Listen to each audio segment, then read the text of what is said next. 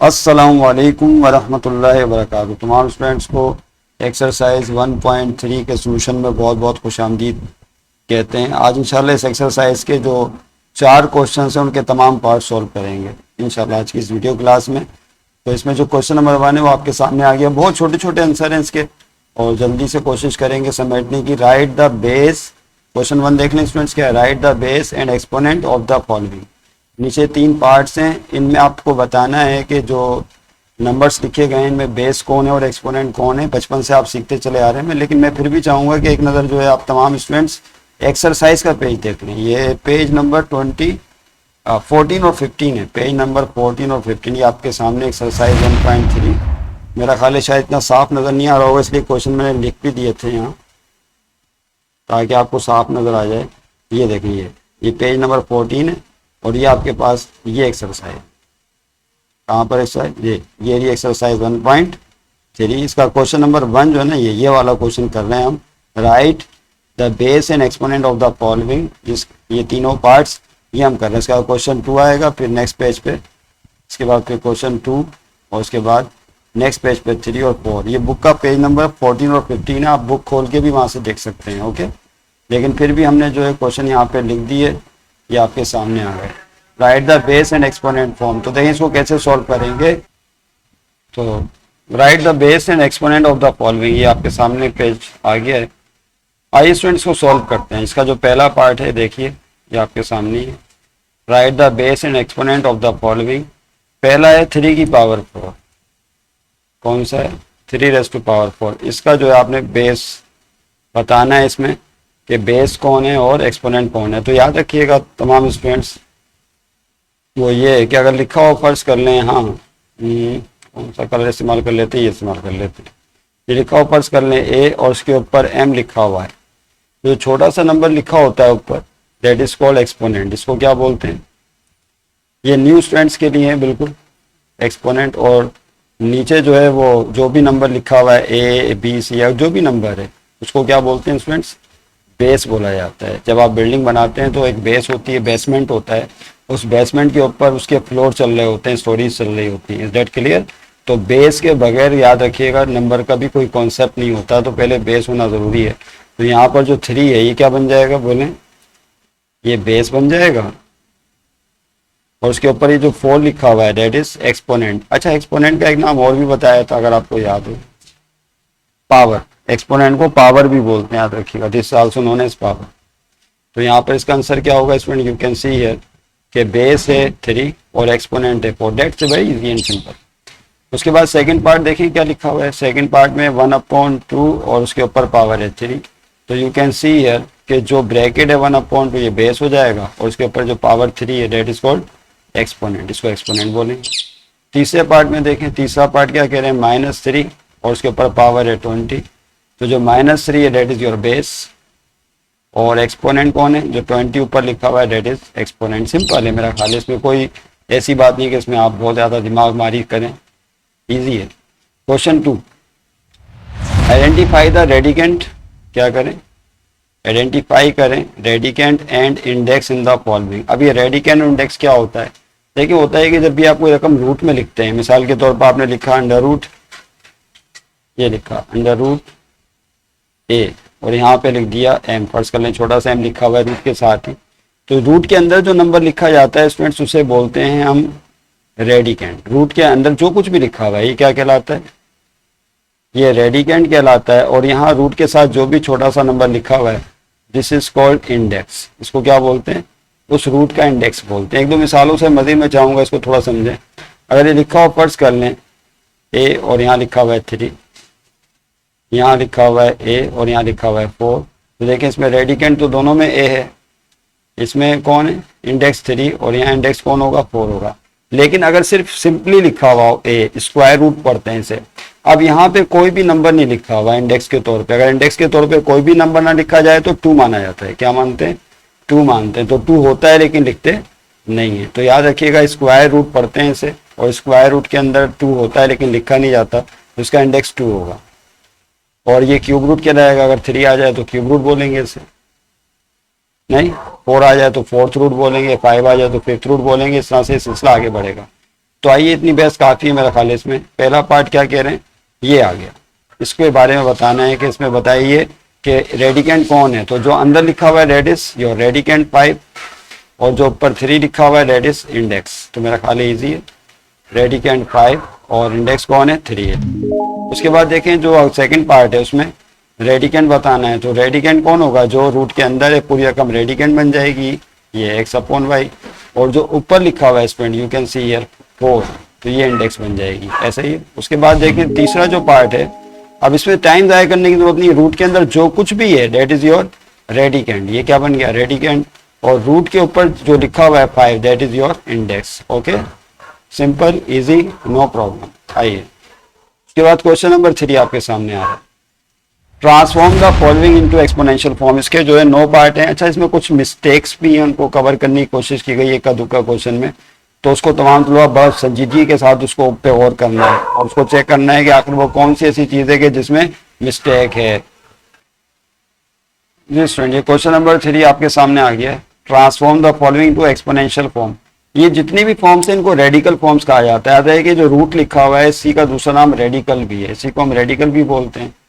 तो ये सारी रेडिकल फॉर्म्स गिवन है और हमें इसे तब्दील करना है एक्सपोनेंशियल फॉर्म में, यानी पावर नंबर फॉर्म में चेंज करना है। आइए देखते हैं स्टूडेंट इसको कैसे सॉल्व करें। तो सबसे पहला है, इसमें बहुत ही आसानी है, पहला पार्ट है स्क्वायर रूट ऑफ 3/4। ओके, बाकी आपको बुक का पेज तो दिखा दिया था हमने। ये पूरी फॉर्म है रेडिकल फॉर्म, इसको सबको चेंज करना है एक्सपोनेंशियल फॉर्म में। तो पहली फॉर्म आ गई, फर्स्ट फॉर्म है ये आपके सामने 3/4। ओके, आइए इसको कैसे कन्वर्ट करेंगे। जैसा कि अभी बताया कि ये स्क्वायर रूट है, स्क्वायर रूट का मतलब है कि यहाँ 2 होता है लेकिन लिखते नहीं है। तो इसका तरीकेकार याद रखिएगा तमाम तलबा कि अगर यहाँ पे इस तरह से स्क्वायर रूट लिखा हो तो स्क्वायर रूट का मतलब होगा पावर 1/2। अगर यहाँ पे फर्ज करने के 3 लिखा हुआ हो तो इसका मतलब होगा पावर 1/3, इसको क्यूब रूट पढ़ते हैं। अगर यहाँ 4 लिखा हो तो इसका मतलब होगा फोर्थ रूट, और फोर्थ रूट का मतलब है पावर 1/4। ओके, तो इस तरह से फिर ये फोर्थ रूट हो जाएगा, इसको फोर्थ रूट पढ़ेंगे। अगर यहाँ 5 फर्ज करने की इधर 5 लिखा हो तो इसका मतलब होता है फिफ्थ रूट, और इसका मतलब होगा पावर 1/5। तो ये है तरीका। तो यहाँ पे देखिए स्क्वायर रूट है, तो स्क्वायर रूट का मतलब पावर 3/4 लिखने के बाद क्या करना है इसमें, 3/4 लिखा और स्क्वायर रूट खत्म करके यहाँ पर ऊपर पावर हाफ लिख देंगे। स्क्वायर रूट का मतलब पावर हाफ होता है, जैसा कि अभी आपको यहाँ पे डिस्कस किया। फिर उसके बाद लिखा हुआ है x/y की पावर 5, ये तो अपनी जगह रहा सिलसिला। अब स्क्वायर, ये भी स्क्वायर रूट है, ये भी कौन है, स्क्वायर रूट। इसका मतलब यहाँ 2 होता है लेकिन लिखते नहीं है।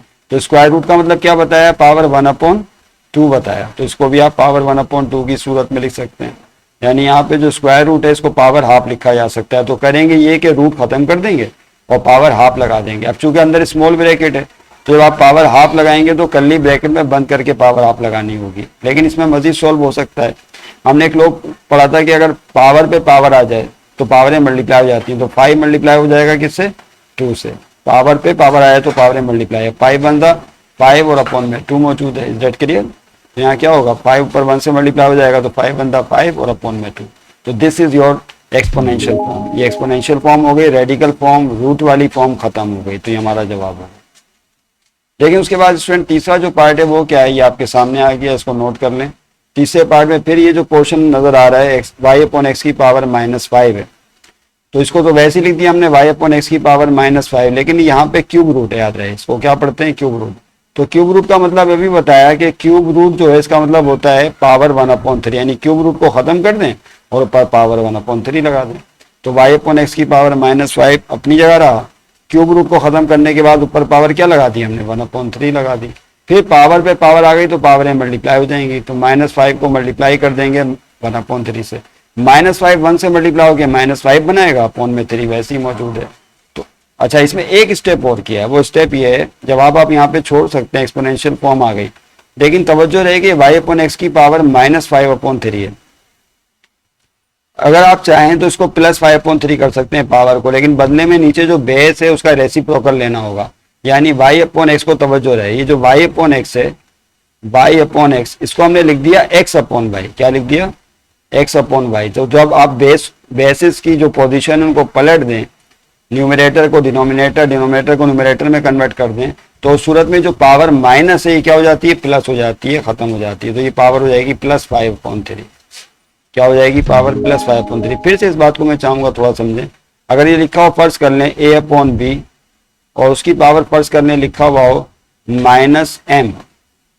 अगर हम चाहें तो माइनस साइन को खत्म कर सकते हैं। उसके लिए क्या करना होगा, जो अंदर बेस A/B, इसको आप लिखें B/A, फ्लिप कर दें, उलट दें, तो B/A, तो बदले में पावर क्या हो जाएगी, फिर +m हो जाएगी। Is that clear? तो इस तरह किसी ब्रैकेट की पावर का माइनस को प्लस किया जा सकता है, अंदर जो है जो क्वोशंट है उनकी पोजीशन को रिवर्स करके या रेसिप्रोकल लेके। ओके, तो यहाँ पे ये काम किया, y/x को x/y कर दिया, तो उसके नतीजे में क्या हुआ, पावर माइनस खत्म हो गई और +5/3 हो गया। तो जवाब ही होगा।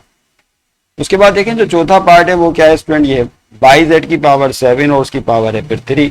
तो yz की पावर 7 को तो वैसे ही लिख देंगे जिस तरह लिखा हुआ है yz की पावर 7, और ये जो क्यूब रूट नजर आ रहा है इसके साथ क्या मामला होगा, क्यूब रूट को 1/3 पावर में कन्वर्ट कर देंगे। फिर पावर पे पावर आ गई तो पावरें आपस से मल्टीप्लाई हो जाएंगी। तो 7 को 1/3 से मल्टीप्लाई करेंगे तो 7 × 7 और अपॉन में कौन है 3, तो yz की पावर 7/3 हो जाएगी। इस तरह रेडिकल फॉर्म एक्सपोनेंशियल फॉर्म में कन्वर्ट हो जाएगी। याद रहे कि बुक में आंसर x/y की पावर 7/3 दिया हुआ है जो कि रॉन्ग आंसर है। तमाम तुलबा इसको नोट कर लें, बुक में ये आंसर रॉन्ग है। सही जवाब yz की पावर 7/3 होगा। Please make this correction. Okay, जब कॉपी चेक होंगे अगर आपने अंधाधुंध काम किया होगा तो यकीनन गलत हो जाएगा, तो उसको फिर गलती माना जाएगा, इसलिए उसको सही करने की जरूरत है।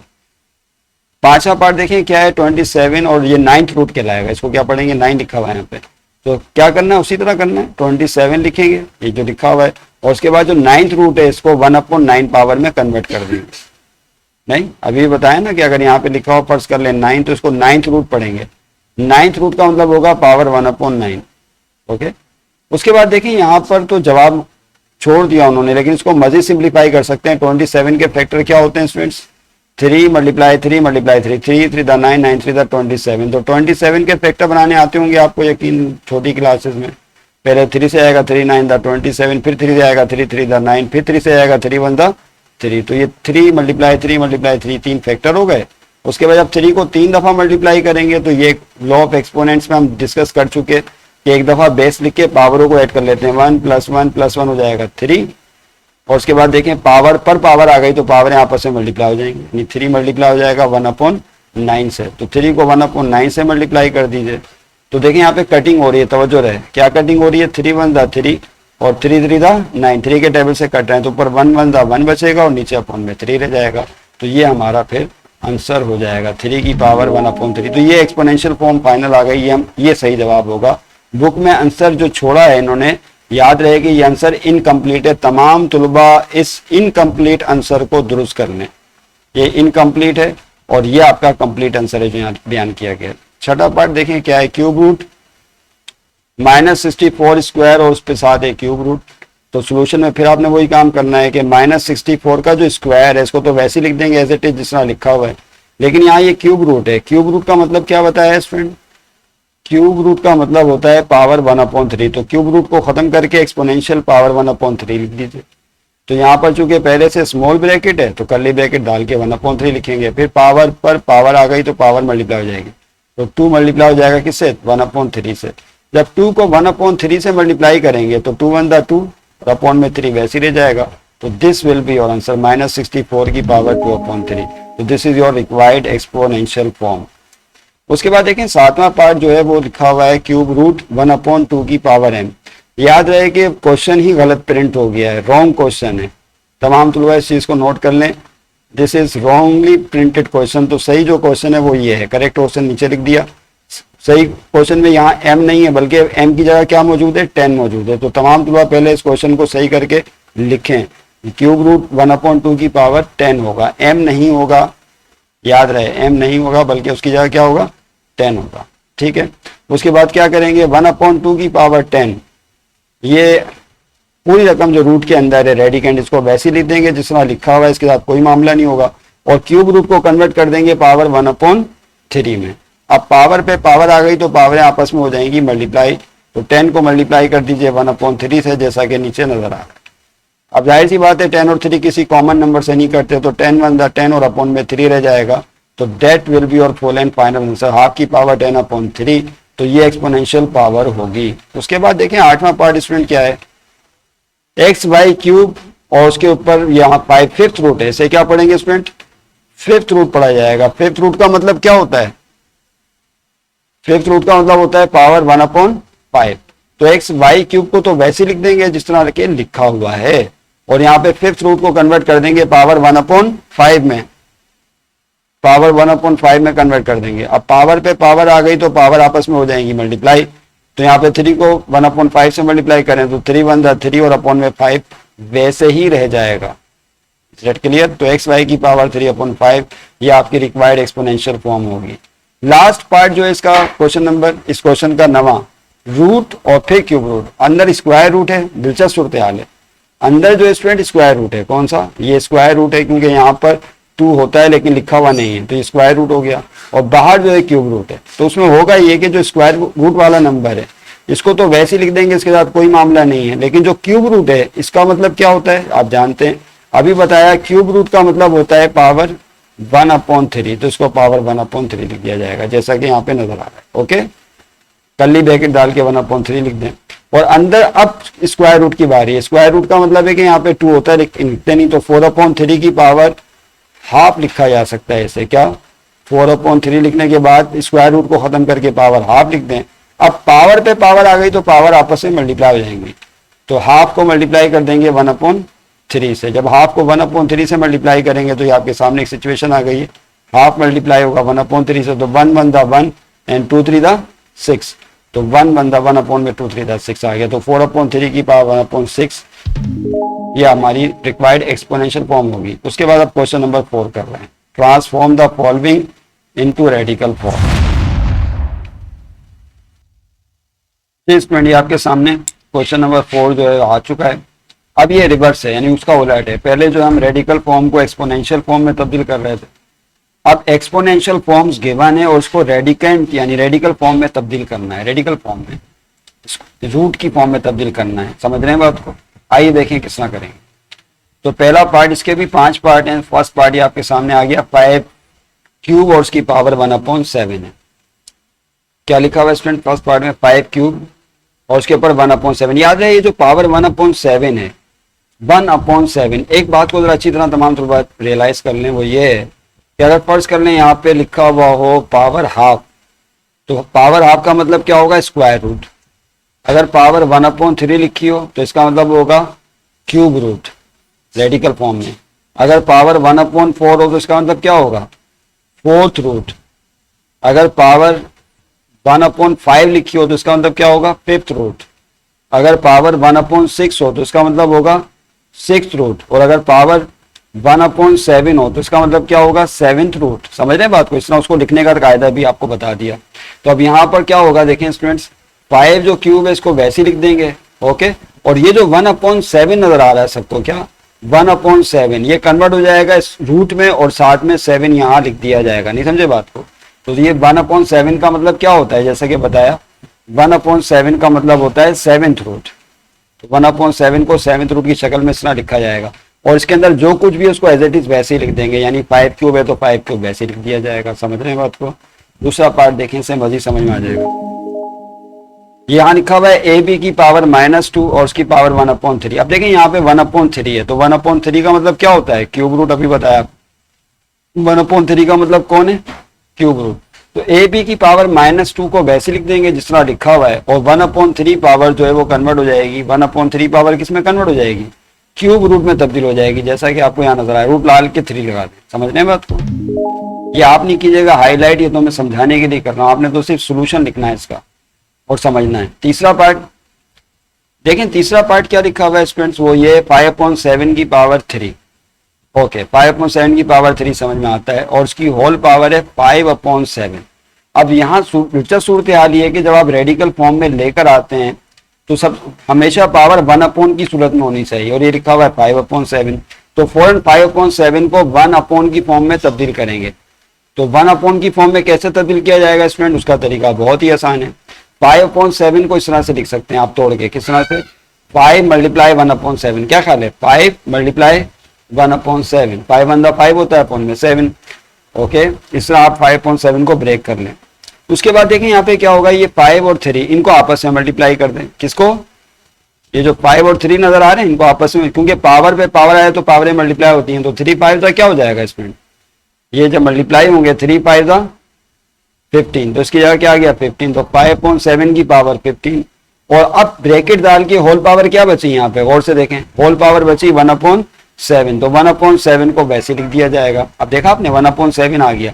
अब ये भी बताया कि अगर पावर 1/7 हो तो इसका मतलब क्या होता है, 7th रूट, तो रूट डाल के 7 डाल दीजिए। तो वही काम आपने यहाँ करना है कि अंदर जो रकम है 5.7 की पावर 15 अपनी जगह रहा, और 1/7 को खत्म करके क्या डाल देंगे, 7th रूट डाल देंगे। दैट्स इट, बहुत आसान है। उसके बाद चौथा पार्ट देखें स्टूडेंट, क्या है, b/a की पावर -m/2। अब यहाँ पे काम किया हमने, वही वाला रूल इस्तेमाल किया कि पावर माइनस में थी तो हमने इसको प्लस में तब्दील कर दिया। किसमें? प्लस में। क्यों प्लस में तब्दील किया? कर सकते हैं, ना भी करें तब भी हो जाएगा सॉल्व, क्योंकि हमें तो रेडिकल फॉर्म बनानी है। ये लिखा हुआ है b/a, तो अगर पावर माइनस में और आप चाहते हैं प्लस में लाएं तो उसके लिए क्या करते हैं, जो अंदर b/a इसकी पोजीशन को उसका रेसिप्रोकल ले लें, क्या हो जाएगा a/b, numerator denominator, denominator numerator बन जाएगा। तो इसको आप पलटेंगे तो a/b और उसकी पावर -m/2 क्या हो जाएगी, +m/2 हो जाएगी।